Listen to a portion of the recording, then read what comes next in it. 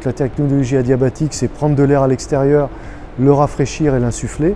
Et on va utiliser des ouvrants, des exutoires, qui vont permettre d'évacuer les calories. Donc il y a un renouvellement d'air, une insufflation, une évacuation, un renouvellement d'air permanent pour maintenir du confort.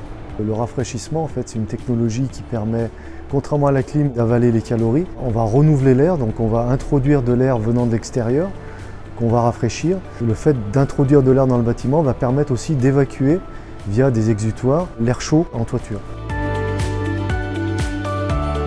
Au niveau des utilisateurs, l'intérêt de ces technologies, c'est qu'on est toujours sur de l'air neuf, donc c'est de l'air extérieur qui va être pris et rafraîchi et introduit dans le bâtiment.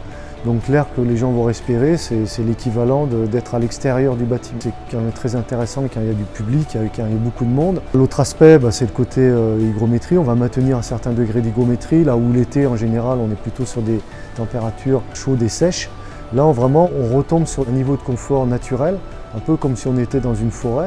On parle de l'évapotranspiration des arbres, c'est la même technologie utilisée pour ce type de solution. Donc on a un confort, on va dire, naturel.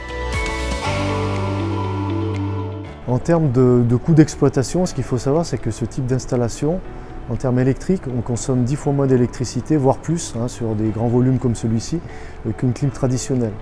Donc c'est énorme, bien entendu, au niveau coût énergétique. Et l'eau que l'on utilise, en fait, on reste sur des volumes faibles, dans la mesure où on va pouvoir faire ce qu'on appelle du free cooling, puisque étant situé à l'extérieur, dès que la température à l'extérieur le permet, on va se contenter en fait d'insuffler de l'air extérieur. La condition, c'est qu'il soit encore à des températures raisonnables. Et donc c'est seulement quand il fera très chaud qu'on va consommer de l'eau, donc par évaporation. Mais c'est des choses qui sont donc gérées avec un système de gestion d'eau, on va dire, adapté. Mais on va pouvoir travailler sur tout type de bâtiments. On est parfois relié à ces technologies sur des centrales de traitement d'air. Donc on va pouvoir faire du tertiaire, on va pouvoir faire des bureaux, des salles de spectacle. Ce n'est pas que des grands volumes industriels ou tertiaires, c'est aussi tout type de volume, mais à chaque fois en adaptant les technologies, la mise en œuvre.